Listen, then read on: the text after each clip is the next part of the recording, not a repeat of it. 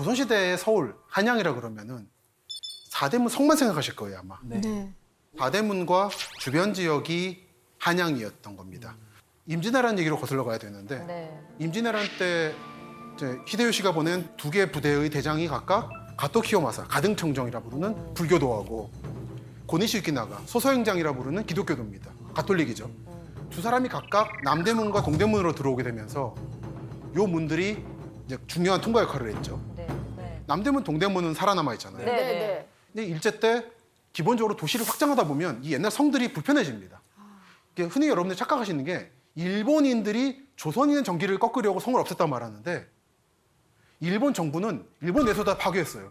이게 옛날 성이 불편하잖아요. 전차도 놔야 되고 도로도 놔야 되는데. 그래서 당연하게 남대문, 동대문도 없애려고 했는데 그때 이제 조선에 와 있던 일본인 재류민들이 반대 운동을 벌여요. 남대문, 동대문이 남아 있어야 우리 조상, 일본인 조상들이 조선을 점령했던 기억을 남길 수가 있다고 그래서. 그래서 동대문, 남대문은 남아요. 야, 그런 의미에서 또 남는 그런 의미에서 남아요. 그런 역사가 없었던 서대문은 헐리고. 그렇게 안 알았는데. 야. 이 타이밍에서 잠깐 제가 왜 그런지 잠깐 보여드리겠습니다. 예, 옛날 책들을. 저 원래 이런 걸 다루는 사람이라. 와. 이게 이제 징비록인데 와. 그 중에서 아마 좀 여러분들이 잘 못 보시는 징비록입니다. 우와. 적이 부대를 나눠서 한 부대는 여주에서 강을 건너서 양근을 거쳐서 강을 건너서 경성의 동쪽으로 왔다. 양근. 양근이라고 하면 여러분 이제 모르실 겁니다. 양근과 지평이라는 게 있고 막걸리나 지평리 전투. 네, 지평 있어요. 양근, 지평 합쳐서 양평이 된 거죠. 오. 그리고 한 부대는 이게 고니시 유키나가의 동대문 부대예요. 국산 거쳐가지고 용인을 거쳐서 한강 남쪽을 통해서 왔다. 이게 남대문을 통과한 가토키요마사 부대. 또 이렇게 해가지고 동대문이 뚫렸기 때문에 이를 기념하기 위해서 동대문을 남겼다라고 하는 이야기인 거죠. 역사가 그랬구나. 그러다 보니까 남대문을 안 부숴서 이런 식으로 비껴가지고 전차를 넣었죠. 요건 그 당시에 이제 경성 여행 안내 엽서의 하나인데 참 이거 고마워해야 되나 말아야 되나. 선생님 그럼 남대문은 국보 1호고 예, 동대문은 보물 1호지 않습니까? 그렇죠. 같은 문인데 네. 왜 남대문은 국보고 동대문은 보물로 정했습니까? 그렇죠. 지금 1호, 2호 하는 건 없어졌죠. 이상한 거였잖아요. 이제 가토키요마사가 남대문 들어오고 그리고 고니시가 동대문 들어왔는데 일본에서 가토키요마사 인기가 좋습니다. 왜냐하면 불교도잖아요. 네. 인기가 좋다 보니까 일본에서 이게 좀 국보가 되는 거고 에? 고니시 유키나가는 기독교도거든요. 일본에서는 거의 반역이거든요. 그러다 보니까 급이 낮아가지고 보물이 되는. 그럼 그걸 일본에서 일본에서 정한 거예요? 일제 때, 식민지 때 얘기입니다. 기본적으로 그때 사적의 등급 같은 걸 정하거든요. 아니 그러니까 일본 사람에 그렇죠, 의해 그래서 정해진 그러니까 거예요? 그때 당연히 식민지 때니까 일본 정부 치하였죠, 여기는. 일본 정부, 제국 일본 내의 조선 총독부 산하의 경성부에서 한 거죠. 그 뒤로도 해방된 뒤에 전반적으로 사적 번호 같은 걸 많이 바꾸는 이유가 그들의 관점에서 매겨진 게 많아서. 예를 들어 남해안 쪽에 있는 외성들 한동안 사적이었어요, 해방 후에도. 그게 그들한테는 중요하니까. 네. 근데 그 뒤에다 떨어져가지고 이제 지방 유형 문화재, 문화재 자료급으로 떨어지곤 했습니다. 하나하나가 다 사연이 있어요. 그러네요. 선생님 예. 제가 예전에 동대문구에 살았었거든요. 근데 동대문이 동대문구가 아니라면서요? 그렇죠. 동대문은 동대문 구였죠. 종로. 종로에 있죠. 그 서대문도 서대문 구였고 종로구에 있죠. 그 여러분들이 서대문이 없어지다 보니까 잊어버리셨는데 서대문구 마크 보시면은 문이 하나 있습니다. 어린이들이 요즘에 그 문을 서대문이라고 생각하는데 그 독립문입니다. 독립문은 서대문에 있거든요. 네모나게 생긴 거. 그래서 동대문과 서대문을 벗어나면 있는 땅이라고 해서 동대문구와 서대문구인 거죠. 조선시대의 성 바깥에도 지금의 그린벨트 비슷한 지역이 있었습니다. 성저심리라고, 저는 바닥저자인데 성바닥이란 뜻의 바깥쪽. 그 심리까지가 대략 한양에 생각하시면 됩니다. 그 안에서는 그린벨트 비슷하게 이런저런 행위가 제한돼서 예를 들어 무덤 같은 거 쓸 때도 그 심리 바깥에다 해야 됐어요. 그 유명한 홍제동 화장장 같은 거. 이게 이제 홍제 너머에 있는 이유가 심리 바깥이어가지고 그런 것이고, 여러분들 아마 내시 무덤이 많다고 알려져 있지만 사실은 내시 무덤 지역은 아닌 서울 서북쪽 은평구에 이말산이라는 데가 있습니다. 거기 안에 들어가면은 한쪽에는 철책이 쳐져 있고 지금도 군부대가 있어서, 한쪽에는 무덤들은 이제 이장에 가서 없고 성물들이 막 쓰러져 있어요. 사람 새겨 있는. 이제 그 사이로는 멧돼지가 다니고 그런 곳이 있는데, 거기 무덤 쓴 이유도 기본적으로는 심리 바깥에 쓴다라고 하는. 가보면은 여기가 한양의 끝이었고 한편으로는 서울의 끝이구나. 그런 개념을 이제 성저심리라고 했다가 식민지 시대가 되면서 성저심리를 폐지하고 사대문 지역을 종로구로 묶은 거죠. 그리고 용산 지역을 새로 개발합니다.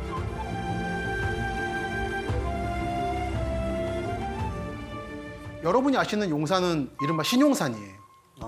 구용산은 언덕이 있습니다. 왜냐하면 한강 쪽은 늘 물이 넘치는 곳이라서 그 신용산 쪽은 사람이 안 사는 곳이거든요. 대부분 빈 땅이었어요. 한강 백사장이라고 불리는. 지금의 효창 이쪽이 언덕이잖아요. 가보면 그쪽이 구용산, 신군 거죠. 그래서 35년까지 이렇게 있다가 온수역이 있는데, 온수라고 하면 뭐가 떠오르십니까? 온천이요. 네. 온천이 있었다는 거죠.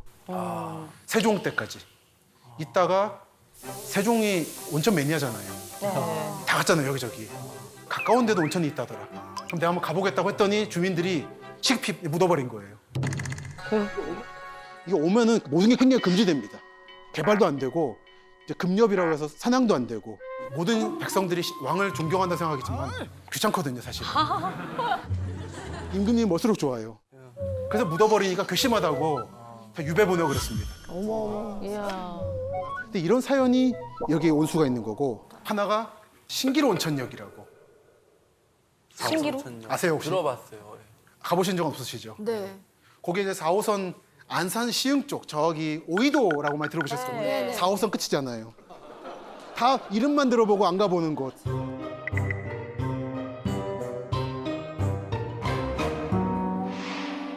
온천이 없습니다. 직원분들이 너무 괴로워가지고. 얼마나 많은 사람들이 물어봤으면. 맞습니다. 근데 정말 이거는 거짓말인 게, 정말 온천이 있습니다. 정말 온천이 나왔고 그 발견한 사람한테 소유권이 있습니다. 근데 왜 없다고?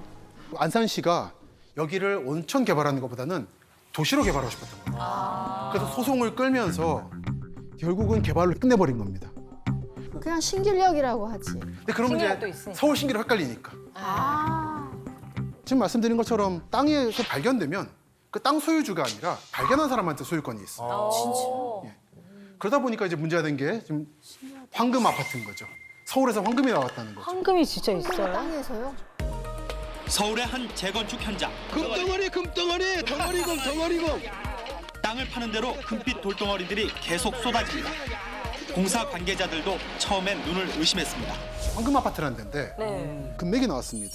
그거 누구 거예요? 그 황금? 그건 이제 발견한 쪽인데 광업권은 그쪽에 가는데 네. 온천은 똑같습니다. 그런데 이 경우는 이제 개발 주체가 발견했기 때문에 개발권이 있는 거죠. 우와. 하지만 한국은 집값이라는 게 금값을 넘어가기 때문에 네. 아, 그걸 캐고서 집을 짓지. 그런 게 꽤 복잡했대요. 그 광맥이 얽힌 게. 그래서 이거를 처리하려면 복잡하니까 아, 묻고, 개발 비용이 더 나오는 거예요. 그렇죠. 그리고 어떻게 될지 모르는 거죠. 묻고 입주자들에게 금반지 한 도치 주셨다고. 그래서 거기 가보시면 아파트 영판이 금빛으로 돼 있어요. 황금 아파트라고. 황금 아파트. 오. 그러면 어떻게 파도 되는 겁니까? 그러니까 이제 선생님이 이제 땅 캐셔가지고 순도 검사를 하신 다음에 뭔가 나왔다고 소개를 하시면은 됩니다. 그러면 선생님 거예요? 근데 개발권은 있는 거죠. 하지만 그때 땅을 이제 매입하고 해야 되는 과정이 남아있죠.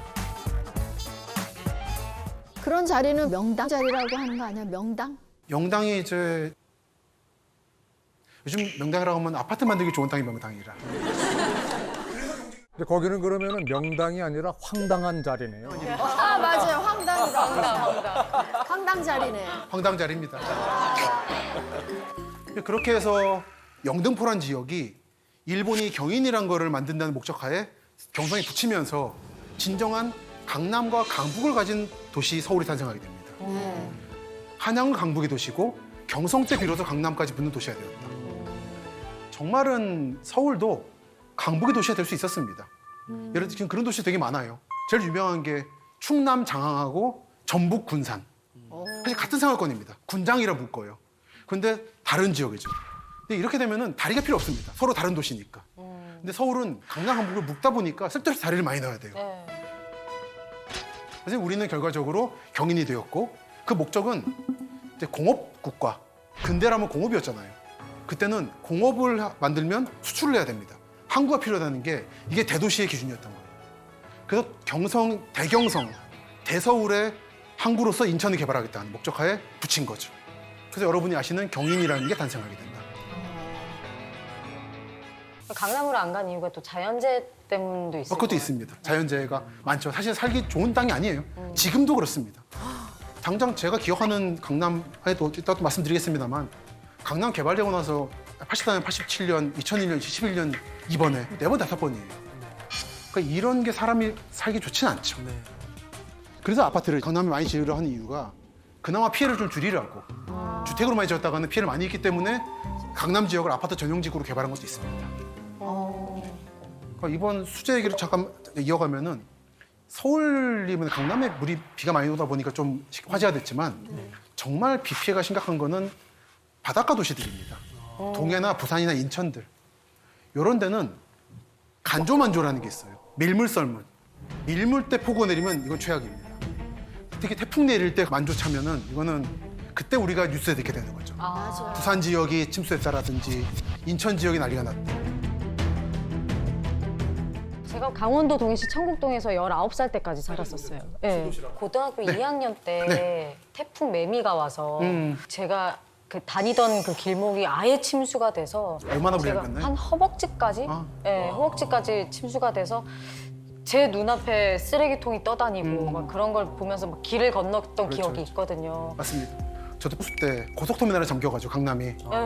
그때 지하상가가 전부 침수되고 그때 떨이 판매했던 기억이 나요.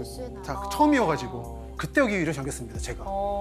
그리고 고수부지를 갔는데 한강 고수부지는 굉장히 두꺼운 철문으로 막혀 있습니다.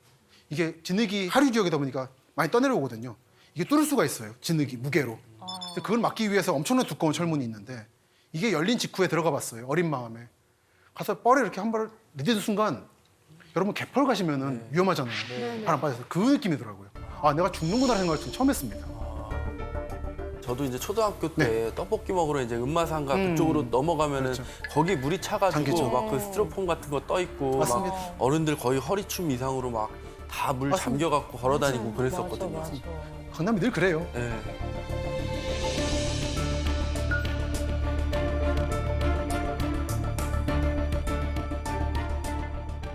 강남 지역 하면 홍수죠. 네. 강남 하면 전 제일 심각했던 홍수가 1925년, 지금부터 97년 전이네요. 97. 그때 홍수죠. 조선총독부가 낸 책이 하나 있습니다. 1925년 을충년 조선의 홍수라는 책입니다. 너무 피해가 심각해서 이거를 책을 알려서 구제 양상을 홍보를 해야 될 만큼 민심이 흉흉해진 거예요. 우와, 얼마나 심했길래요? 얼마나 심했냐면은 여러분들 이촌동 아시죠? 영산 쪽에. 네. 서부 이촌동, 동부 이촌동 있죠. 네. 중부 이촌동이 있었습니다. 중부이죠. 중부이죠. 이 동이 사라져 버렸어요. 이 을충년 홍수 때. 물난리 때문에. 물난리 때문에 사라졌어. 세상에. 우와. 어머, 진짜 다 잠겼네. 이게 지금 마포 쪽에서 강을 바라본 거죠. 이게 말로만 듣던 주택 전체가 강 아래에 아예 잠겨 있던. 잠겨버렸네. 조선 때 용산이 아닌 일제 때 개발한 용산 지역은 다 잠긴 거죠. 한국의 많은 기상 이변에서 이게 기준이 됩니다. 이때보다 많다 적다 하는 식으로. 이번에 서울 물난리가 선생님 시간당 400mm 정도가 왔잖아요. 이 당시 때는 그러면 시간당 몇 미리가 왔길래 저렇게 잠긴 겁니까? 7, 800mm라고. 7, 800. 그리고 이때는 지금하고 다른 것이 댐이 없던 시절이라. 지금은 그래도 예. 댐이 있어서 댐이 수위 있죠. 조절을 할 수 맞습니다. 있으니까요. 그 이때가 안타까웠던 게 용산이나 영등포 쪽에 제방을 짓고 있었어요. 이게 무너져 버렸습니다. 이때 사람들은 그러면 혹시 어떻게? 그래서 피해자는 700명 미만, 이재민이 2만 9천 명 정도. 이게 어느 정도 규모냐면 반에 다. 여러분 댐을 만드시면 대청호나 충주호 같은 거 대략 이재민이 한 3만 명 생깁니다. 그 정도 규모예요. 마을 몇 개가 사라지는 정도 규모. 그러니까 이때 서울 인구가 1,000만 명이 아니라 수백만 명 아래여가지고 그나마 피해가 덜했다는 거. 그러니까 일본인들이 조선인이 사는 고지대를 피해서 저지대에 많이 도시를 만들다 보니까 주로 이제 일본인들이 피해가 좀 많았죠. 그래서 조선인들은 상대적으로는 덜했습니다. 그나마. 지금 한강대교 남쪽에 가면 동작구 쪽에 한강 수사자 조원비라고 이때 취재했던 기자들이 너무 마음이 아파서 유령비를 세운 게 있어요. 살아남으신 분들은 어떻게 뗏목으로 이렇게 해서. 막 나무 붙잡고 그렇습니다. 이때 워낙 충격이 심해서 서울, 경기권, 양수리까지 마을들이 다 위치를 바꿉니다. 쭉 산으로 올라가요. 그때 이제 설해마을이 산 위로 올라가게 되는 거죠. 원래 반포대교 쪽에 설해마을이 있었어요. 이 지도가 굉장히 중요한 지도인데요. 저게 언제적 지도야? 와, 서울 지도네. 와. 앞으로의 한국에서 중부 지역에서 집을 살 때도 참고할 만한 지도입니다. 25년의 홍수 상황을 보여준 지도인데 이게 그 당시의 피해 상황이에요. 초록색은 다 잠긴 거예요.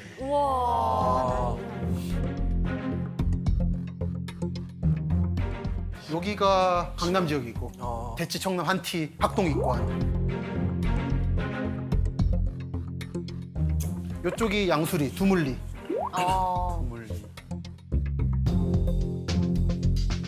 여기가 여의도는 다 잠기고 그리고 김포라든지 이쪽 다 잠기는 거죠.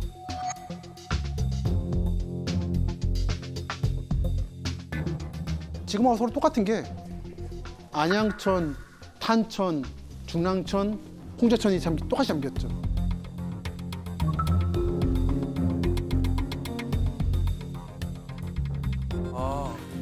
그러니까 지금은 물론 이대로 피해는 안 날 겁니다. 댐도 많이 짓고 양수장도 했기 때문에. 하지만 비율은 줄었지만 이대로 퍼지는 거죠. 실제로 이번 8월 장마 때, 폭우 때도 그랬던 거고. 네.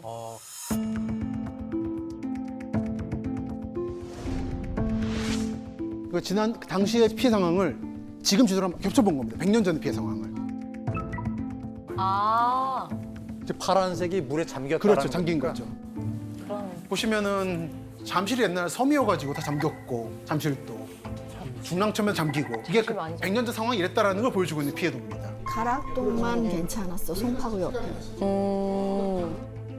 가락동이 살기가 좋다고 얘기 들었거든요. 가락동이 왜 살기 좋은 거예요? 그것도 마찬가지로 의충령 홍수죠. 아까 설해마을인 의충령 홍수 때 다 물에 잠겨가지고 도망갔다고 했잖아요. 산기슭으로. 지금 가락동 가보시면 아시겠지만 상당히 내륙입니다. 원래 송파는 지금의 뼈를 근처에 있었어요. 그래서 송파구가 되는 건데 이게 잠실에 다 잠기죠. 잠겨서 한참 남쪽으로 내려가서 이쯤이면 살만하다, 즐거울 만하다 그래서 가락이 된 거죠. 그래서 가락. 말하자면 그쪽은 구송파, 신송파 같은 거죠. 난 가락국수가 맛있어서 가락이다. 저는 강남이 뜬 이유는 다 하나라 생각합니다. 한강 남쪽에 있어서. 1950년 6월 25일에 북한이 쳐들어오고 이제 한강다리 끊기고 나서 강을 건널 수 있었던 사람과 없었던 사람은 운명이 근본적으로 갈라져 버렸어요. 특히 박정희 대통령 때 중요했는데 베트남 전쟁이 치열해지면서 미국이 한국에 있는 미군을 빼서 베트남을 보내겠다. 그럼 한국 니네 북한 알아서 지켜라 상황이 돼버린 거예요. 그러다 보니까 박정희 대통령은 고민에 빠진 거죠. 지금 상태로 강북에 인구를 남겨뒀다가는 도저히 안 된다. 그래서 두 가지 방식을 취합니다. 일단 내려보낸다. 하나 내려보내서 강남이라는 지역을 개발한 거고 하나는 남은 어쩔 수 없이 남는 사람들을 위해서는 서울, 강북을 요새화시킨다. 또 아까 계속 여러 번 말씀드리고 있는 설해마을도 제가 어릴 때 기억에 설해마을 쪽에 언제나 블루시트가 쳐 있었어요. 그게 벙커를 가리기 위해서 친 거고 또 하나는 그게 압구정이 강남에서도 이렇게 튀어나와 있잖아요. 북쪽 서울, 강북을 향해서. 네. 북한이 쳐들어올 때 1차적으로 방어를 할 수 있는. 제가 알기로는 반포랑 압구정은 그 역할이 있습니다. 압구정은 이제 사진이 나올 텐데 그 현대 아파트 같은 데는 어머, 저게 뭐야?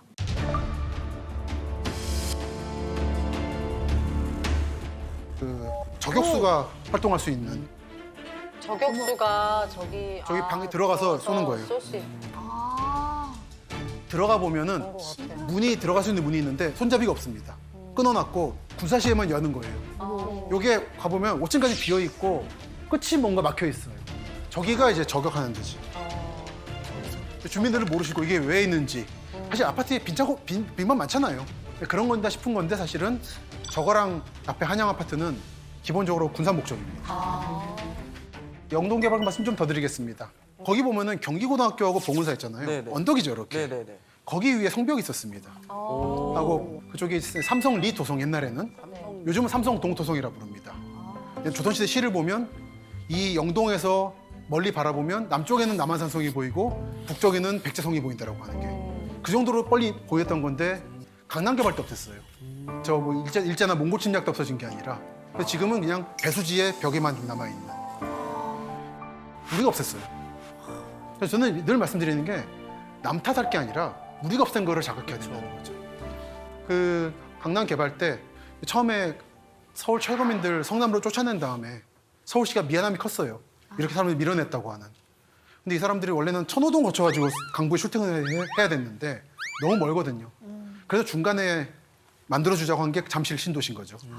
그래서 잠실 대교 놓고 하는 건데 길이 1280m, 너비 25m인 잠실대교는 우리나라에서 두 번째로 긴 다리인데 이 다리가 개통됨으로써 도봉동에서 잠실교, 워커힐에서 잠실교, 천호동에서 잠실교, 성남 지역에서 잠실교 등 동부 5개 간선도로와 강변육로가 동시에 소통됐습니다. 잠실에서 지금의 잠실 5단지에 있는 그쪽은 빈 땅이었고 역시 빈 땅이니까 마을을 지었겠죠. 지금 아시아 선수촌 공원 있는 쪽이 신천마을. 가보면은 거기에 잠실 개발 때문에 떠나야 했던 사람들의 망향비가 있죠.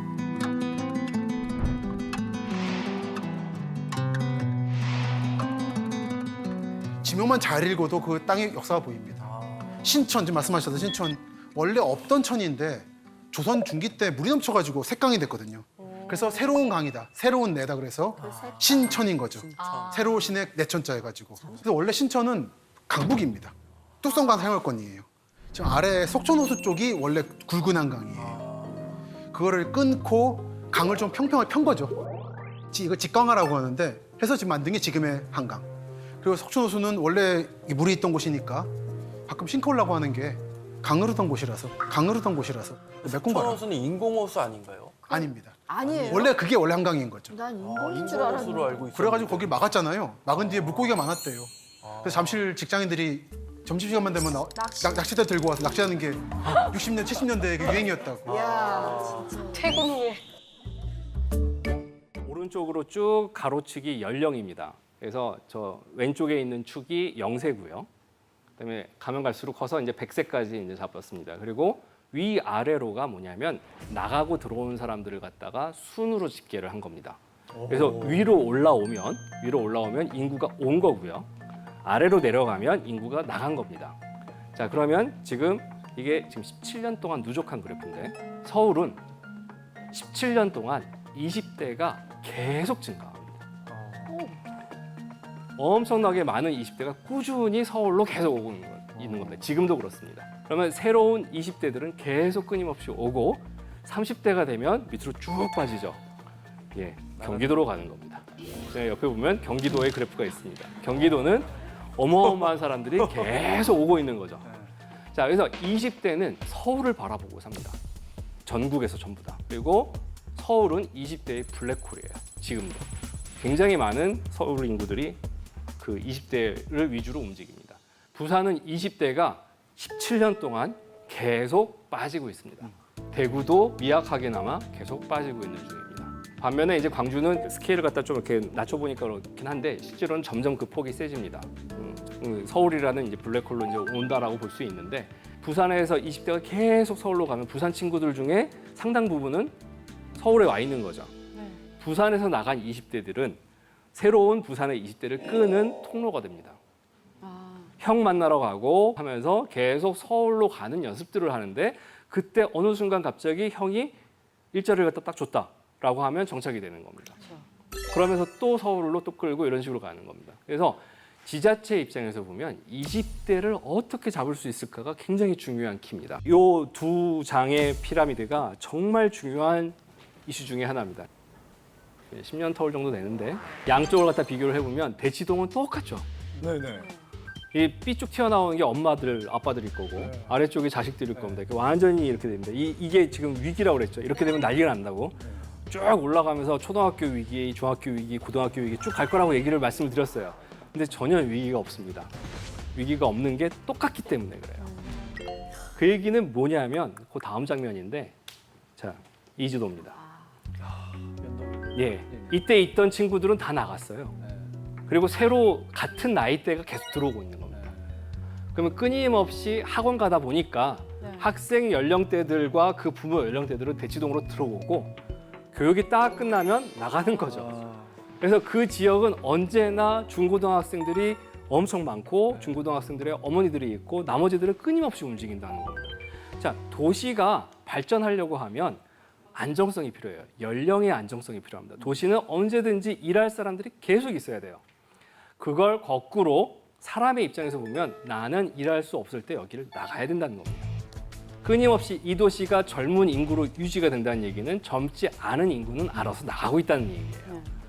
그래서 도시의 안정성은 개인의 삶의 입장에서 봤을 때는 굉장히 불안정한 요소들입니다. 언제 쫓겨날지 모르고 언제 여기서 도망갈지 모르고 이런 상황인 거죠. 그 위에는 이제 마산인데 지금 보시면 피라미드가 두 개가 다른 것처럼 보여요. 한쪽은 넓고 한쪽은 위로 이렇게 있을 것 같은데 겹쳐놓고 보면 그대로 나이가 드신 겁니다. 그대로 나이가 드시면서 마산의 2000년대랑 지금의 마산은 완전히 다른 인구 구조인데 사람들은 바뀌지 않은 거거든요. 그러니까 정주 효과가 있다, 움직이지 않아도 된다라는 것의 결과가 저렇게 나오는 겁니다. 그러면서 70년대생은 마산에서 어마어마하게 또 밖으로 나갑니다. 3분의 1 정도가 없어졌다라고 보여요. 마산에 있던 70년대생이 3분의 1 정도가 다른 도시에 사는 겁니다. 그래서 이 두 개의 피라미드가 굉장히 중요한 이슈 중에 하나입니다. 도시의 안정성은 나의 역동성입니다. 나의 불안이고 나는 끊임없이 계속 일을 해야 되는 과정에서 이 도시에 머무를 수 있다라는 거죠.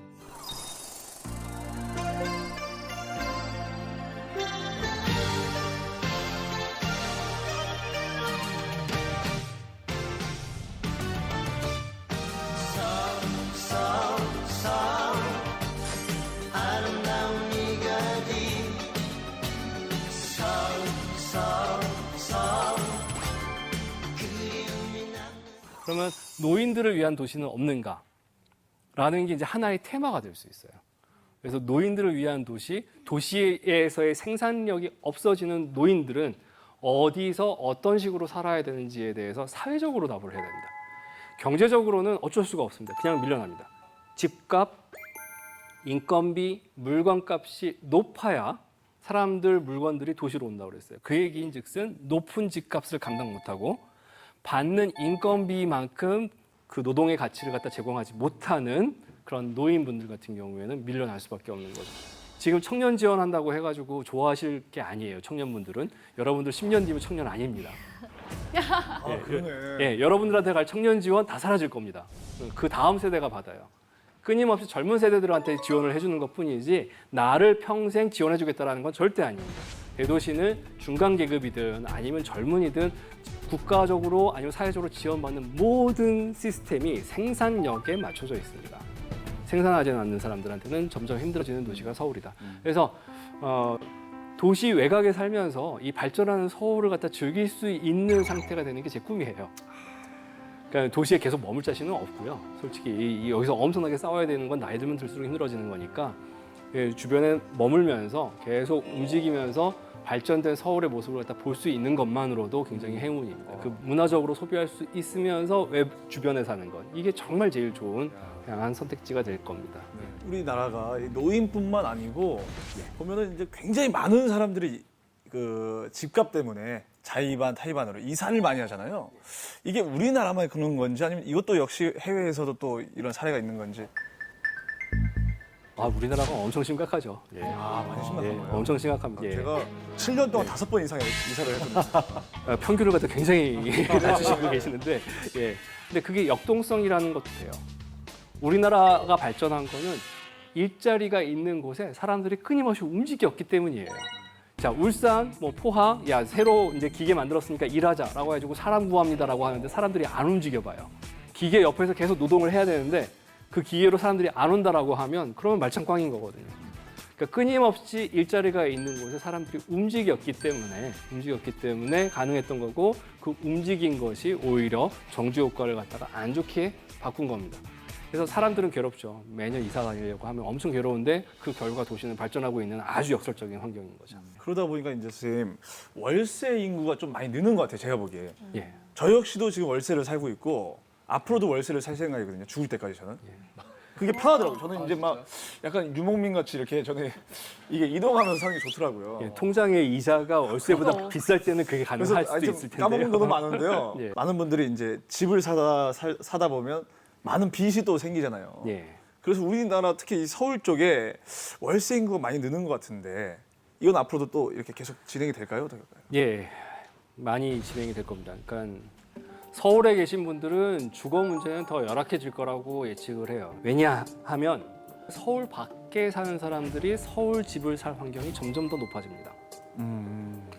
자, 옆에 어마어마하게 많은 중국 인구, 그중에 0.1%가 서울에 세컨하우스, 별장을 갖다 갖는 게 유행이 돼버리면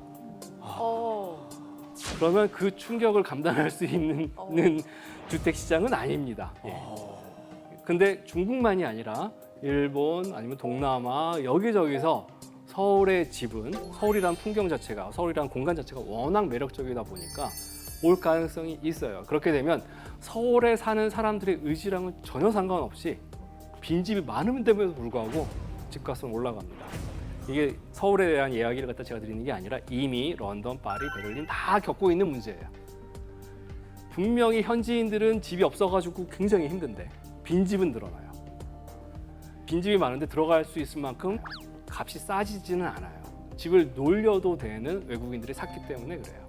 전 세계에서 우리나라의 지금 경험을 미리 한 국가들, 도시들이 많다라는 거예요. 네. 그럼 그 도시들의 실패담, 성공담들을 갖다가 한국, 서울에 맞게 어떻게 바꿀 것인가에 대한 연구를 해야 되는 거죠. 지금처럼 외국인들이 집을 사기 시작하면서 정작 서울에 사는 사람들이 집을 사기 힘들어질 만큼 집값이 오른다. 그러면 어떤 정책을 우리가 필 수 있을까를 고민을 해야 되는 거죠. 근데 우리나라가 예. 특히나 이 부촌의 형태가 예. 다른 나라와 달리 특수하다고 들었었거든요. 그래요? 근데 도대체 어떤 게 특수한 건지를 아, 몰라서요. 강남은 아주 부촌은 아니에요. 강남 최고 아닌가요? 제가 생각하기도. 보통 전 세계적인 대도시에서 부촌은요 안 보입니다. 아, 부자들이 자기가 사는 것들을 대중에 노출하려고 하지 않습니다. 그래 맞아요, 예. 맞아. 그리고 부자들이 어떻게 사는지에 대해서 우리나라처럼 재벌이 등장하고 드라마에 등장하고 뭐하고 이런 게 거의 없어집니다. 예, 거의 없어지고 대중들의 도시, 대중들의 대도시처럼 느껴지게 만들어요. 그런 면에서 아직 우리나라는 부촌이 막 형성되는 시작인 거고 형성되기 시작한 거고 실제로 부촌이 형성됐다라고 볼 수는 없습니다. 그럼에도 불구하고 강남은 정말 돈이 많은 도시입니다. 많은 지역이에요. 그래서 강남 사람들도 강남에서 돈을 쓰지만 강남 사람들이 아니지만 강남에서 소비를 합니다. 서울시에서 돈이 계속 돌게 만드는 바퀴 역할을 하는 거는 강남 쪽이 됩니다. 강남 쪽에서 끊임없이 돈을 갖다가 많이 쓰게 되면서 굴리는 거죠. 그럼 강남이 왜 그렇게 발전하게 되고 예. 또 땅값이 왜 그렇게 올라가게 됐는지 계기가 있을 것 같은데. 예. 궁금합니다. 이거는 거의 뭐 한국 현대사를 써야 되는 내용인데 1960년대 그 지도를 보면 거기 모래밭이었어요. 그 양재천이 이렇게 막 흘러가가지고 아래는 모래입니다. 강이에요. 강 위에 지은 그 아파트예요. 예전 같으면 풍수지리의 최악입니다. 집 밑으로 물이 계속 왔다 갔다. 예. 근데 강남이 풍수지리로 그렇게 좋은 지역은 몇 군데 없었어요. 나머지는 다 구릉진 거거든요. 강남에는 언덕이 엄청 많았습니다. 언덕이 엄청 많고 언덕이 많다는 얘기는 논이 들어가기 힘들다는 얘기고 논이 들어가기 힘들다는 얘기는 거부가 만들어지기 힘들다는 얘기고 그럼 부자들이 살기 힘든 동네가 강남입니다. 그래서 강남은 밭이 많고 그다음에 모래가 많기 때문에 뭐 땅콩이라든지 이런 서류들이 많고 여러 가지 장사들을 하면서 강남이 큽니다. 그런 면에서 강남은 예전부터 생각하는 길지는 정말 아닙니다. 정말 아닌데 이게 산업화 시대에 넘어오면서 농촌이었던 강남을 도시로 바꾸는 방법에는 되게 여러 개가 있었습니다. 일단 도로 깔아야 되고요. 그다음에 건물 깔아야 되고 그다음에 상수도 하수도 해야 되고 여러 가지 도시 기반 시설을 갖다가 깔아야 됩니다. 그러면 그 돈을 누가 댈 것인가라고 보면 거기에 땅을 사는 사람들의 돈을 조금 걷어서 걷어서 그 돈으로 깐 겁니다. 그러면 누군가 그 집을 사야 돼요. 그 네. 땅을 사야지만 돈을 갖다 좀 모아서 도로로 하는 거죠. 그럼 정부는 어떤 식의 얘기를 해야 되는 거냐면 지금 허벌판인데 네가 집을 사면 땅을 사면 내가 그 돈을 모아서 도로를 놔줄게. 도로를 놔주니까 여기는 땅값이 올라갈 거야. 라고 홍보를 할 수밖에 없어요. 계속 여러 가지 얘기를 합니다. 그래서 심지어 뭐까지 나왔냐면 땅을 사라. 그리고 땅값이 안 오르면 내가 다시 돌려줄게. 정부가. 이런 토지 증권까지도 팝니다. 네, 실제로. 내가 올려줄게. 확실히 올려줄게라는 사인을 갖다가 보내는 거죠. 그러면서 그중에 제일 결정타는 경기고등학교를 포함한 서울에 있는 중요한 고등학교를 이쪽으로 옮기면서 강남으로 옮기면서 많은 그 인구들이 이제 강남으로 가게 된 거죠. 땅을 갖다가 그 정부가 다 사가는 게 아니라 정부가 땅을 갖다가 반 정도 가져가요. 반 정도 가져가서 내가 100평 지주다라고 하면 50평만 정부한테 주는 겁니다. 그러면 50평을 갖다 정부가 가져가서 그중에 25평은 팔아요. 그걸 채비지라고 얘기합니다. 팔면 그 돈으로 도로 놓고 하는 겁니다. 그러면 땅 가진 사람들 입장에서 보면 100평이었다가 50평으로 주는데 땅콩밭 모래밭이었다가 갑자기 금싸라기 땅이 된 거예요. 그래서 20배, 30배 튀니까 반을 줬음에도 불구하고 어마어마하게 돈이 뛴 거죠. 그게 이제 말죽거리 신화입니다. 그래서 그게 70년대 내내 지속이 되다가 이제 그 지주들이 좀 달라지기 시작합니다. 뭐냐면 땅을 반을 줘야 되는데 이 땅이 얼마나 오를지를 알아요. 그래서 그럼 안 뺏기려고 하겠죠. 그래서 정부한테 안 주고 계속 그 땅값만 계속 올립니다. 그래서 농지인데 농지 가격은 10만 원이면 충분한데 여긴 도시화 될 거 뻔하니까 그 말죽거리 봤으니까 내가 100만 원을 받아야겠어. 이런 식으로 실제 땅의 가치를 미리 실현시켜서 받아버리는 겁니다. 땡기는 거죠. 그러면 정부는 그 땅을 받아서 해야 되는데 이게 굴러가지가 않는 거예요. 너무 비싸니까 땅값이. 그래서 80년대 나온 게 택지개발촉진법이라고 해서 다 수용하는 겁니다. 그래서 80년대 전두환 대통령 시절이 훨씬 더 폭력적으로 땅을 흡수를 합니다. 강북 대비 강남 그 당시의 땅값은 어떻게 차이가 있었어요? 신설동, 청량리 여기는 평당 3, 4만 원이 넘었습니다. 그쪽이 와. 예. 그럼 지금은 이제 어떻게 됐을까요? 지금은 비교가 안 되죠. 예. 평당 어떻게 돼요, 선생님? 제가 살 수 없는 거 상상하지 않습니다. 얼마 전에 모 대학을 앞으로 갔는데 거기 중국집에 갔더니 메뉴에 한글이 없더라고요. 다 중국말이고 그 도와주는 사람도 다 중국이고 거기 그 일하시는 분도 다 중국이고 다 중국 사람들인 거예요. 그래서 그런 곳들이 곳곳에 생기고 있습니다. 노동력 자체도 이제 중국 사람들이 많아지는데, 자, 이거는 무엇을 얘기를 하냐면 그 사람들이 우리나라에 와서 돈 버는 게 거기 있을 때보다 더 좋기 때문에 그런 거죠. 그러니까 기회의 땅이기 때문에 조금이라도 더 도시로 오게 되는 겁니다. 그러면 오기만 할까요?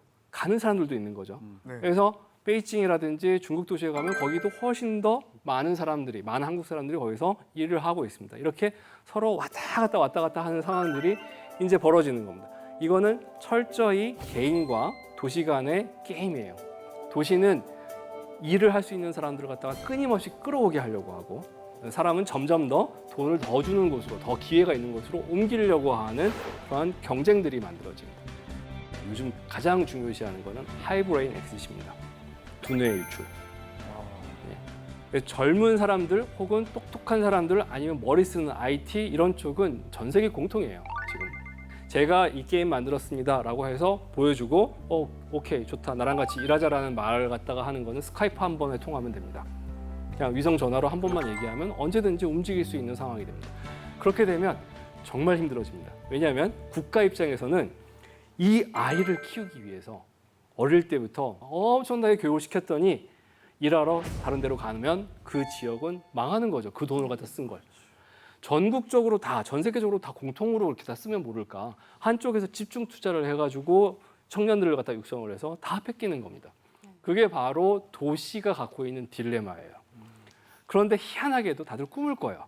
딴 데서 잘 교육시킨 학생들을 우리가 뺏어올 수 있다는 만용이 있습니다. 서울은 끊임없이 올 거야, 돈만 주면. 그리고 베트남이든 어디든 간에 교육을 엄청나게 잘 받았기를 갖다 요구를 해요. 그러면서 끌고 오는 전쟁통이 지금 환경이다라고 생각을 하시면 돼요. 그 하나의 작은 에피소드가 무크입니다. 무크는 인터넷 강의예요. 쉽게 말하면 오늘은 스탠포드 강의를 들어볼까라고 해가지고 다운받아서 그냥 들으면 됩니다. MIT 강의도 그냥 거의 그대로 듣습니다. 근데 무크라는 제도가 등장을 하고 나서 제일 좋은 건 미국에 있는 메이저 대학이에요. 자, 어떤 일이 발생을 했냐? 첫 번째, 중국에 있는 대학생이 무크로 MIT의 유명한 교수의 강의를 다 들었다고 칩시다. 그런 다음에 레터를 보내요. 레터를 보내서 당신 강의 다 들었고 당신 프로젝트 뭐에 관심이 있으니까 나 대학원으로 갈게 라고 하면 정말 전화 한 통으로 대학원으로 바로 갑니다. 예전 같으면 특정한 중요한 대학의 학부부터 올라왔던 아이들을 갖다 키웠는데 이제는 미리 알아서 크고 있죠. 중요한 대학의 교수는 애들이 크는지도 몰라요. 자기는 뿌렸을 뿐입니다. 뿌리고 강의를 갖다가 제공을 했더니 여기저기서 똘똘한 학생들이 계속 자기 수업을 들으면서 와서 바로 나의 연구실로 올 수 있는 겁니다. 그러면 그 중간에 연결고리를 하던 대학들은 다 죽는 겁니다. 그만큼 세계가 다른 쪽에서 오는 인력을 갖다가 쉽게 뺏기 편하게 만듭니다.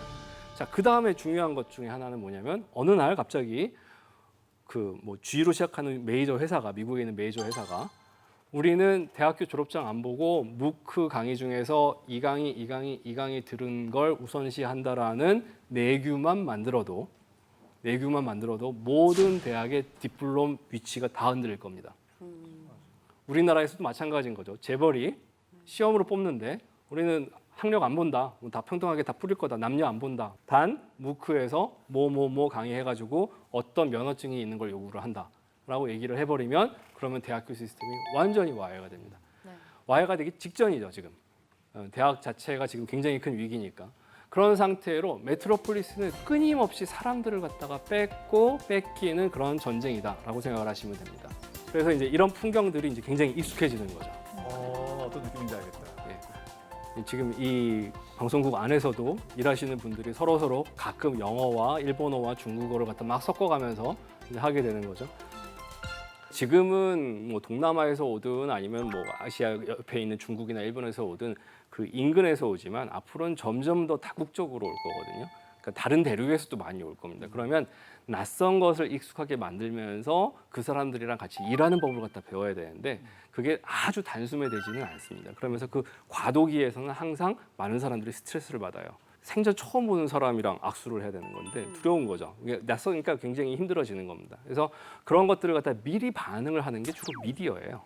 이주 노동자가 세입자로 들어와서 거기서 집세나 옆에 있는 옆방 사람들이랑 같이 갈등이 벌어지는 걸 시트콤으로 만들어졌다라고 하면 우리나라 외국인이 어마어마하게 많아졌다는 얘기입니다. 즉 집주인 입장에서 보면 내가 집주인인데 전세를 줬어요. 근데 말을 모르겠어, 저 사람 말이. 국적이 뭐라고 얘기를 하는데 너무너무 낯선 거예요. 그럼 집을 빌려줄 때 어떻게 빌려주겠냐는 거예요. 월세를 받을 때 어떤 식으로 받을 건지. 이런 것들에 대한 훈련들이 정말 안 되어 있습니다. 즉 대도시로 되긴 했는데 다문화들이 모여가지고 벌어지는 대도시의 그 생활 습관들은 우리나라는 정말 부족한 편입니다. 그런 것들을 갖다가 이 다음 세대들이 이제 하겠죠. 그러면서 내 친구는 피부가 초콜릿색이야. 뭐 이런 얘기들을 갖다 어린애들이 하고 올 겁니다. 너 누구 사귀니? 그랬더니 뭐 이름을 갖다 외울 수 없는 친구가 하나 생기고 데리고 왔더니 정말 생소한 아이가 오고 눈 파란 애가 오고 뭐 이런 식의 그 문화들이 점점 많아지는 거죠. 그것들을 어떤 식으로 극복을 할 거냐라는 면에서 이해와 관리가 정말 필요해지는 상황이 됩니다. 결국은 도시가 발전해야지만 이 사람들도 살기 때문에 이 긴장 관계를 갖다가 어떻게 풀 것인가. 노인분들은 도시에서 어떻게 늙어갈지를 갖다 상상하는 것들이 생각보다는 도시를 훨씬 더 발전시키는 그런 키가 됩니다. 결국은 도시는 사람입니다. 많은 사람들이 사는 도시이기 때문에 사람을 꼭 생각을 해서 도시를 갖다가 생각하고 계획하고 관리해야 된다라는 게 이제 마지막으로 말씀드리고 싶습니다. 현대 도시를 만드는 데 있어서 부동산적으로 봤을 때 제일 큰 공공의 적은 저는 상가라고 생각을 해요. 상가. 옛날에는 안 그랬거든요. 옛날에는 이거 보시는 게 동부이촌동 거리거든요. 동부이촌동하고 반포 이런 데를 보시면은 저층형으로 쭉 갔었어요. 그래서 이것들이 걷고 싶은 거리가 돼서 옆에 동네하고 소통이 돼야 되는데 계속해서 우리는 지역이 나눠지는 지금은 이제 같은 동네에서도 나눠져요. 아파트 단지별로. 너 레미안 사느니 아니면 너는 뭐 어디 사니 이렇게 섹터가 나눠지기 시작을 하는 거죠. 그러니까 실질적으로 그게 해결이 되려면은 저층형으로 상가를 잘 분포를 해서 상업시설들을 어디에다 어떻게 쓰느냐가 되게 중요하거든요. 그걸 해서 내가 걷고 싶은 거리를 만들어서 내가 이 동네에서 저 동네로 걸어가게끔 만들어줘야 되는 거예요. 그래서 아까 보셨던 반포에서 걷다 보면 논현동 갔다가 걷다 보면 뭐 왕십리까지 가고 걷다가 보면 또 뭐 금호동까지 가고 이래야 되는 거거든요. 근데 그게 우리는 좀 안 돼요. 현대는 우리는 다 이런 쇼핑몰 이런 거에서 실내에서 생활을 하고 점점 집약이 되는 거예요. 자, 우리가 또 한번 살펴볼 게 하나 있는데요. 공원에 대해서 한번 우리가 생각을 해보려고 해요. 자, 이게 뭐냐면은 센트럴파크의 모습인데 센트럴파크 되게 좋아요. 가면은요, 진짜 내가 도심에 있는 것 같지가 않아요. 주변에 자연만 보이고 아무것도 안 보여요. 근데 문제는 뭐냐면요, 이게 폭이 너무 넓은 거예요. 그래서 주변에 건물들이 없으니까 사각지대가 너무 많아요. 86%가. 그래서 밤에 못 가요.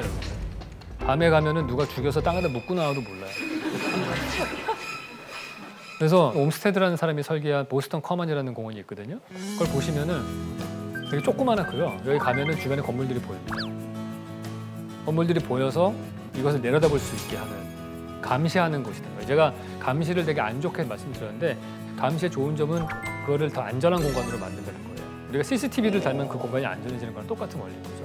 사람들이 조심해요. 근데 거기다가 저 건물에는 깜깜하고 높은 데 있으니까 우리 패놉티컨에서 배웠죠. 제가 나를 보는지 안 보는지 몰라. 그렇기 때문에 항상 조심하는 그런 상태가 되는 거예요. 제가 외국인 건축가들이 오면 서울에서 꼭 한번 가봐라 자랑하는 곳이 하나 있어요. 그 어디일 것 같으세요? 제가 외국인들한테 꼭 가보라고 하는데 어디냐면요, 한강시민공원입니다. 한강시민공원 왜 그러냐면 정말 전 세계에서 이렇게 안전하게 늦게까지 술 마실 수 있는 데가 없어요. 정말 싼 값에. 왜냐면 주변에 아파트들이 계속 감시를 하잖아요. 여기는 정말 새벽 1시에 가도 안전해요. 그래서 너무 좋은 그런 공원이에요, 사실. 제가 말한 자연이 이런 곳이었어요. 근데 제가 말한 것도 그거예요. 여기도 그런. 여기 막 갈대숲 이런 데 가면 난리가 아니잖아요, 거기. 반포 옆에 그 갈대 키워놨잖아요. 제가 볼 때는 그 계획하신 분이 생각이 깊으신 분 같아요, 제가 볼 때. 근데 이게 감시를 하는 공간이 돼야지만이 사실은 되게 좋은 거거든요. 안타까운 건 뭐냐면 이 서울뿐만 아니라 대한민국에 우리가 맨날 공공공간이 부족하다. 맨날 이런 얘기 많이 하죠. 부족하면 뭐가 부족해? 너무 차고 넘쳐요, 우리는. 항공사진을 보시면 학교 운동장들이 유럽의 광장보다 더 잘 분포가 돼 있어요. 촘촘하게. 근데 그거를 우리는 조기 축구 아저씨밖에 안 써요. 그러니까 애들이 방과 후가 되면은 아무도 안 가요. 옛날에 한때는 담장 허물기 운동이 있었어요. 담장 허물어 가지고 써라 그랬는데 쓰긴 뭘 써요. 거기 괜히 또 애들 뭐 유괴당한다고 그래서 다시 담장 치고 보안관까지 세워놨어요. 지금은. 도시계획이 잘못된 거거든요. 만약에 우리가 학교 운동장에다가 주변에다 가게를 쭉 둘러놨다고 생각을 해보세요. 문방구랑 뭐 카페랑 뭐 야채 가게 이런 것들을 쭉 배치를 해놓으면은 애들 학교 보내고서 엄마가 와서 차 마시면서 애들 보고 문방구 아줌마가 자기 커스터머들이잖아요. 얼마나 열심히 보겠어. 그것도 어두운 데서 고객 관리 차원에서도 계속 보는. 그러니까 그게 운동장이 안전해질 수밖에 없는 거예요, 사실은. CCTV 100개 달는 것보다 더 안전한 거예요, 사실은. 여기가 밤에도 안전한 이유는 가게에서 쳐다봐서 그런 거예요. 그런데 그걸 우리가 도시계획에 뭐 학교에서는 뭐 몇백 미터 안에는 뭐 상업시설이 들어오면 안 되고 이런 것 때문에 우리가 제대로 쓰지를 못하는 거거든요, 그게. 그래서 그런 부분들이 바뀌어야 돼요. 그러니까 공간은 사실 우리가 어떻게 계획하느냐에 따라서 사람들의 생활을 너무 많이 바꿔요. 근데 우리가 사는 아파트도 저는 정말 큰 문제가 있다고 생각을 해요. 가족끼리의 대화가 없게 만드는 그런 평면 구조예요, 아파트가. 자, 이게 한옥의 모습이거든요. 근데 한옥은 마당이 있고요. 한옥의 가장 큰 특징은 뭐냐면요, 방에서 방을 볼 수 있어요. 방에서 창문을 열고 마당을 거쳐서 사랑방 창문을 열면은 보이죠. 건너방도 보이고. 자, 우리의 3베이 아파트가 한옥하고 사실 똑같아요. 3베이 아파트는 한옥의 마당에다가 지붕을 덮은 다음에 거길 거실로 만든 거예요. 그다음에 뒤쪽에 식탁이 놓인 데가 대청마루 쪽이고요. 그러면 여기서도 사실은 안방에서 건너방이 보여야 돼요. 안방에 창문을 열면은 건너방이 보이는데 모든 창문들은 우리나라 아파트는 어때요? 다 바깥쪽으로만 돼 있어요. 그러니까 방문을 열고 방에 들어가면은 대화가 딱 단절되는 거예요. 사실은 내가 내 영역에 있어도 원하면 창문 열고 저쪽 창문 열면은 뭐 우리 아들은 싫어하겠지만은 그 애가 공부하는 모습이 좀 보여야 되는 거잖아요. 근데 선택적이잖아요. 사실 창문은 나도 열고 저 사람도 열면은 볼 수 있는. 근데 하다못해 내가 저 사람은 나 혼자만 열어도 거실로 열린다면서 방이 훨씬 넓게 느껴질 거예요. 아마. 근데 왜 자꾸 좁게 보이게 거실 쪽으로 창문을 안 내고 바깥쪽으로만 창문을 내? 이런 거에서 이미 우리는 집이 좁다고 느껴지게 하고 가족들끼리의 대화가 없어지게 하는 거죠. 그래서 설계가 되게 중요해요. 사람들이 관계를 설정하는 데 있어서. 집에 가면 주로 하시는 게 뭐예요? 아유, 설거지. 뭐 아이들하고 이제 놀아주기도 하고요. 자기 전이면 네. 아니면 아이들 잠들면 조용히 거실에 나와서 이어폰 꽂고 TV를 봅니다. 아, 저 그 정말 좋은 것 같아요. 그 이어폰 꽂는 거 나왔죠, 새로. 예. 와, 그거 정말 신의 축복이에요, 진짜. 저도 예. 그거 너무 잘 쓰는데 맞아요. 대부분 다 테레비 많이 봅니다. 그게 어떻게 보면은 이게 테레비는 되게 재밌어요. 테레비는 옛날에 모닥불로 보시면 돼요. 그런 얘기가 있어요. 남편들이 밖에서 들어와서 테레비 한 30분 보는 거는 가만 냅둬야 된다. 왜 그러냐 하면은 옛날에 우리 동굴이 있었잖아요. 동굴에 사람들이 목숨 걸고 사냥하고 긴장한 상태에서 딱 모닥불 앞에 와서 그 사람들이 멍 때리면서 불이 막 움직이는 걸 보면서 심리적인 안정감을 찾았다는 거예요. 근데 그 불이 막 움직이는 거가 지금 텔레비전 영상이 막 움직이는 거랑 똑같다는 거예요. 그러니까 우리가 텔레비를 아무 생각 없이 그냥 보는 거가 그런 심리 안정에 도움이 된다. 그러니까 텔레비 보는 사람 보고 너무 뭐라 그러면 안 된다. 스트레스를 많이 받는 사람이라는 거예요, 그게. 현대인들이 텔레비를 되게 많이 봐요. 근데 저는 그 가장 결정적인 이유 중에 하나가 마당이 없어서라고 생각을 합니다. 물론 텔레비전이 재밌는 것도 많이 있겠지만은 보통 우리가 공간을 인식을 할 때 그 면적을 어떻게 파악을 하냐면요. 기억으로 계산을 해요. 뭐 예를 들어서 여러분이 예전에 뭐 5평짜리 조그마한 마당이 있는 집에 살았다고 칩시다. 그럼 그 마당에 대해서 추억이 많을 거 아니에요. 3월 달에 꽃 피고 뭐 5월에 비 내리고 7, 8월에 숲이 우거졌다가 뭐 겨울철에 눈 내리고 뭐 이런 것들이 많아요. 그러면은 이게 5평짜리 공간이지만은 거기에 10가지 기억이 있으면은요. 5 곱하기 10, 아주 50평짜리 공간이 되는 거예요. 근데 지금 우리는 아파트에 가면 어때요? 아파트에 가면은 인테리어가 똑같아요. 옛날에 제가 마당이 지금 거실이 됐다고 말씀드렸잖아요. 옛날에 마당은 꽃 피고 막 다 있었는데 지금 거실에 가면은 1년 12달 똑같은 벽지에 1년 12달 똑같은 조명에 현관문 조명에 똑같기 때문에 변화가 없어요. 변화는 어디에만 있느냐? 텔레비전에밖에 없어요. 그러니까 텔레비전을 통해서만 사람들이 변화를 볼 수 있는 거죠. 그렇기 때문에 계속해서 거기만 쳐다보는 거예요. 그게 어떻게 보면 슬픈 거죠. 그 옛날에 자연으로부터 떨어져 사는 것들. 그리고 또 하나 슬픈 게 또 있어요. 뭐냐 하면은 1인 가구가 늘어난다는 거예요. 자, 이게 1인 가구 늘어나는 그래프입니다. 보시면은 1990년대 9%였는데 15년이니까 27%까지 올라갔어요. 향후 뭐 계속 올라갑니다. 올라가면은 무슨 차이가 있냐? 우리가 지금만 하더라도 가족들이랑 같이 살잖아요. 그 보통 30평대 아파트에 사는 걸 우리나라에서 중산층의 삶이라고 보통 얘기를 해요. 그러면 내가 내 방을 쓰더라도 가운데 거실, 그다음에 식탁 놓이는 부분, 부엌 이런 거는 공용 공간으로 같이 써요. 그러니까 사실은 저 부분이 내 방 플러스 알파로 되어 있는 면적이에요. 근데 지금은 원룸에 살아요, 내가 만약에 고시원이나. 그러면 훨씬 면적이 줄어드는 거예요. 방은 점점 1인적으로 좁아지는데 사적인 공간은 없어지고 가서 앉아있을 데가 없으니까 카페를 가는 거예요. 그러니까 단위 면적당 카페가 제일 많아요. 그러니까 카페는 사실은 우리한테는 어떻게 보면 거실 같은 공간인 거죠. 제 아들이 하나 있는데 걔가 이제 끝나고 나서 편의점에 많이 가요. 학원 끝나고 난 다음에. 왜 그러냐 봤더니 편의점만 얘가 유일하게 감시를 피할 수 있는 공간이라서 그런 거예요. 그러니까 요즘 애들은 보면요. 학원에 5분만 지각해도 문자가 와요. 그러니까 옛날 같으면은 우리는 방과후 끝나면 자유였는데 혼자 공부하고 자율학습실에서 공부했잖아요. 근데 지금은 학원 끝나면 되지 애들이 계속 관리당하고 이렇게 텔레커뮤니케이션이 발달할수록 우리 아이들은 점점 감시받는 사회가 되는 거예요. 그래서 애들 갈 데가 없는 거예요. 그래서 그나마 학원 끝나고서 공부 마치고서 올 때 편의점에서 1,000원만 주고서 과자를 한 봉지 사면 친구들끼리 거기서 자기의 어떤 뭐랄까 사랑방을 만들 수 있는 거죠. 그러니까 숏텀 렌탈이 많이 발달하는 거예요. 거기서 좀 돈 더 있는 애들 누구예요? 대학생들이죠. 대학생들 5,000원 정도 낼 수 있는 애들은 커피숍에 가요. 3시간 정도 쓸 수 있는 커피숍에. 거기서 연인들이랑 갈 때가 필요하다? 그 모텔에 가죠. 저는 우리나라의 그 정말 기발한 발명품인 것 같아요. 배실 문화 있잖아요. 그거는 뭐 시간 단위로 팔잖아요. 아주 새로운 개념의 시대를 앞서 나간 공유 경제 개념인 거예요. 방 하나를 하루에 쪼개서 나눠 쓰는 거잖아요. 그래서 가격이 뚝 떨어지는 거예요. 그러니까 우리는 공갈 렌탈 비즈니스가 되게 많이 발달을 하는 거예요. 첫인상과는 다르게 굉장히 그 안경 너머로 엄청난 음습함들이 있다는 거예요.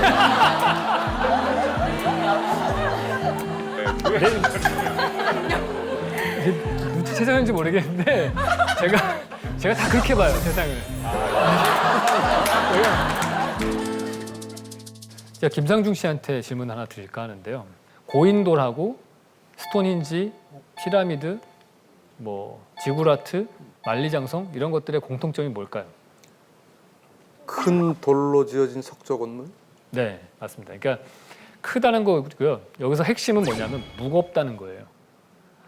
그럼 무거운 건물하고 가벼운 건물이 도대체 무슨 차이가 있느냐? 고인돌이 이렇게 보통 보면은 옛날 국사 시간에 나오는데 큰 넓적한 돌이 있고 밑에 돌이 작은 게 2개가 세워져 있어요. 옛날에 보면서 그런 생각, 이게 도대체 왜 만드는 걸까 이거를? 재단으로 쓰는 것도 아니고 아무짝에도 쓸모없어 보였는데 그거 제가 최근에 알았어요. 이거 왜 만드는지. 그거가 만들어진 시대는 선사시대예요. 바퀴가 발명되기 전이거든요. 그럼 걔네들이 그걸 만들려면은 그 돌이 거기 있는 돌이 아니잖아요. 그럼 딴 데 가가지고 나무를 잘라서 밑에 끼워가지고 굴려가지고 와야 돼, 몇십 년. 그럼 온 다음에 작은 돌을 몇십 명의 힘을 들여서 세워요, 이렇게. 그러고 난 다음에 큰 돌을 어떻게 올렸냐면은 거기다 큰 흙 언덕을 만들어요. 그러고 나서 그 언덕을 다시 큰 돌을 굴린 다음에 얹고 나서 다시 흙을 파내는 거예요.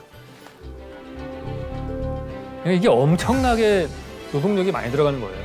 몇 달 동안 몇십 명 혹은 몇백 명이 일을 해야 되는 정도의 규모인 거예요. 그러니까 아까 그 돌이 딱 보면 100명 정도가 한 6개월 정도 걸려서 만든 고인돌이다. 그럼 옆에 부족들이 한 60명 데리고 전투를 하러 딱 왔어, 전쟁하러. 근데 딱 그 고인돌 딱 보면은 얘는 한 100명 동원이 가능한 애인데 우리 동네 고인돌보다 큰데? 그러면은 포기를 하는 거예요. 예. 그러니까 저런 높은 건물들은 사람들한테 과시를 하기 위한 것들이에요. 생존을 하기 위한 과시라는 거예요. 명품백 같은 거 들고 다니잖아요. 그게 과시가 되는 거예요. 근데 과시는 어떨 때 과시가 되냐면요. 쓸데없는 걸 할 때 과시가 돼요. 자, 보세요. 우리가 동창회 명품백, 백을 들고 가면 과시가 되죠. 자, 이런 1000만 원짜리 백 들어도 난 생활하는데 아무 지장 없어. 딱 되는데 2마리 휴지를 들고 갔다고 쳐보세요. 생필품, 내가 정말 사는데 꼭 필요한 거. 전혀 안 돼요, 그런 거는, 과시가. 그러니까 고인돌도 제가 말씀드려요. 아무짝에도 쓸모가 없는 거에다 돈을 썼기 때문에 그게 과시가 되는 거거든요. 자신의 권력을 보여주기 위해서 한 거잖아요. 그러니까 우리가 보는 이런 높은 건물들은 사실상 보면은 고인돌 짓는 거랑 똑같아요. 재미난 거는 쌍둥이 빌딩이 9/11 테러로 무너졌어요. 그러니까 저는 그 다음에 되게 기대를 했어요. 아, 야, 이 부르즈 칼리파보다 더 높은 빌딩이 나오겠구나 이제. 맨하탄은 밑에가 반석이기 때문에 되게 높게 지을 수 있거든요. 나오겠구나 생각했는데 웬걸 더 낮게 지었어요. 높은 건물들을 안 지어, 미국 애들이 이제 더 이상. 왜냐? 냉전 시대가 끝나서 그래요. 소련하고의 냉전 시대가 끝나니까 더 이상 과시할 필요가 없는 거예요. 그러니까 그런 걸 보시면은 뭘 볼 수 있냐면은 피라미드를 지었던 사람의 마음을 한번 이해를 해볼 수 있어요. 무덤을 그렇게 크게 지은 이유는 바로 옆에 그 아수르라든지 그런 경쟁 국가가 있어서 그래요. 메소포타미아 지역에 되게 강한 제국들이 있었거든요. 그러니까 이집트하고 견줄 만한 그런 제국들이죠. 그러니까 걔네들한테 보여주기 위해서 피라미드를 지은 거고요. 그래서 우리가 건물 보다가 보면 이렇게 막 바깥으로 막 튀어나온 캔틸러버 많은 것들이 있거든요. 저런 것들이 약간 다 과시욕 많은 사람들, 졸부들 이런 사람들이 실제로 그래요. 근데 보면 그런 분들이 저런 디자인을 선호해요. 남자들도 보세요. 머리 막 높이 세우는 사람들 있잖아요. 젤 발라가지고 약간 그 과시욕이 센 사람들이 그런 것들이에요. 남자들 40대 돼서 머리 빠지고 이렇게 가라앉으면 자존감이 낮아지거든요. 이게 다 똑같은 원리예요. 고대부터 시작해가지고 쭉 건축의 역사를 한번 현대까지 살펴봤는데 이제 여기의 핵심은 뭐냐면요. 사람이 건축을 만들어요. 건축도 만들고 도시도 만들고 다 하는데 우리 패놉티콘에서 봤듯이 그 건축이 우리한테 다시 영향을 미치죠. 다시 우리의 생활을 지배를 하고 다시 바꿔요. 그렇기 때문에 이게 사람은 도시를 만들고 도시는 사람을 받는다. 그런 유명한 말이 있습니다. 그래서 그런 것들이 여러분들과 여러분들 자녀, 그 후손까지도 몇백 년을 여러분들이 영향을 미칠 수 있는 결정이라는 거죠, 그게. 그래서 그게 어떻게 보면 이번 그 특강의 가장 큰 메시지가 아닌가 생각을 합니다. 이걸로 강의 마치도록 하겠습니다.